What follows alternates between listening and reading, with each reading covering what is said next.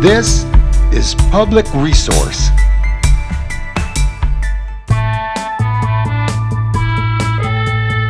OMR for Creatives from Public Resource. This is Unit 4 of An Introduction to Optical Music Recognition from Public Resource. I'm your host, Marty Lucas. In Units 1 through 3, we introduced optical music recognition, described 5 basic OMR project workflows, and got started with the solo replication project. Next, let's look at solo deconstruction.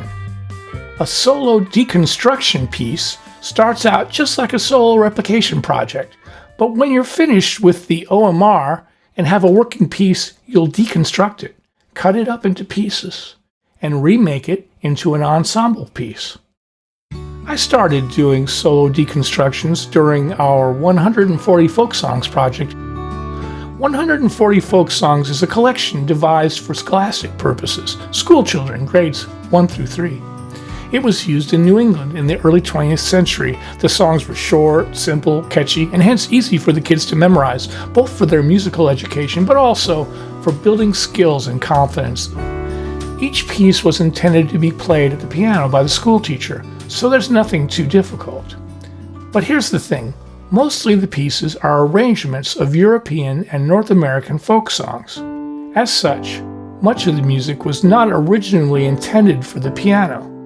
These folk songs would have originated with a wide variety of folk instruments: whistles, fiddles, accordions, cellos, guitars, zithers, balalaikas, who knows?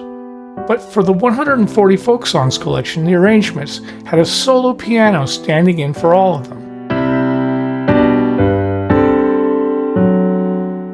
Enter solo deconstruction. For my 140 Folk Songs projects, I envisioned a folk ensemble that might have played the particular piece and then divided the piano part up into voices and assigned those voices accordingly. The lowest notes might be assigned to a string bass. The vocal part might become a fiddle and a penny whistle. Sustained interior parts might become an acoustic accordion or a cello. You get it, right? Of course, not just folk instruments. Sometimes synth pads or electric instruments too. Or synthesized voices.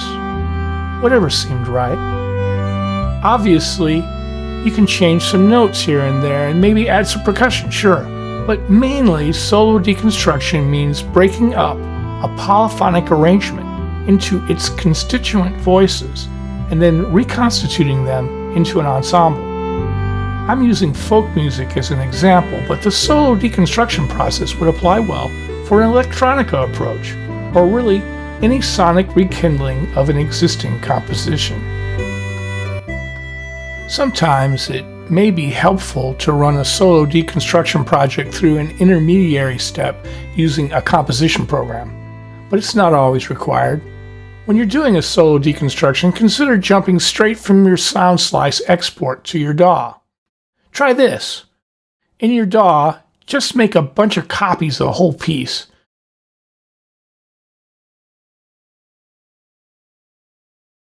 Then select your new ensemble instruments and delete the unwanted notes from each.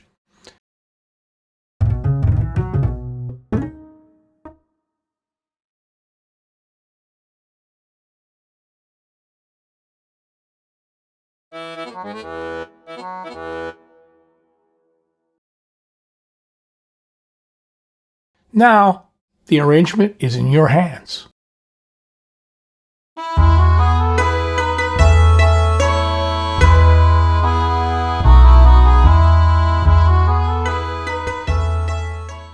Sometimes we added vocalists or live instruments too. Here's an example.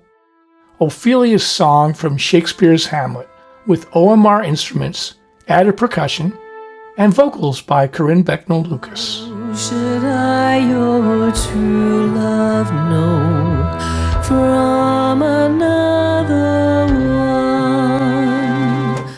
By his cockle hat and staff and his sandal shoe, he gaunt lady. He is dead and gone. At his head a grass-green turf, at his heels a stone.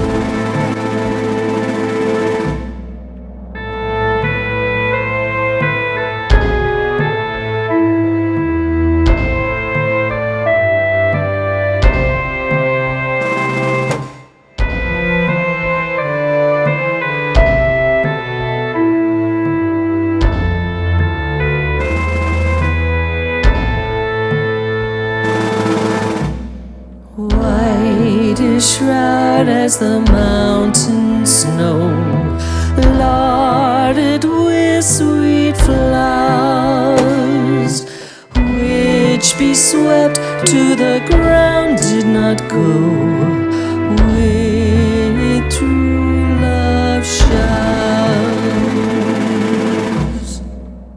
Seems a little dark for a third grader, doesn't it? But hey, ring around the rosy, right? Tip: always keep the full arrangement available in your DAW, but muted in case you get confused. I label it reference mute and put it in the bottom track where it's out of the way. It's bound to come in handy. So again, we see how OMR bridges music's past to its future. In the early 20th century, folk music, originally played by acoustic ensembles, was distilled for a single musician, a schoolteacher at the piano. And now we're completing the circle and just maybe actually better approximating the sound of these songs closer to their origin.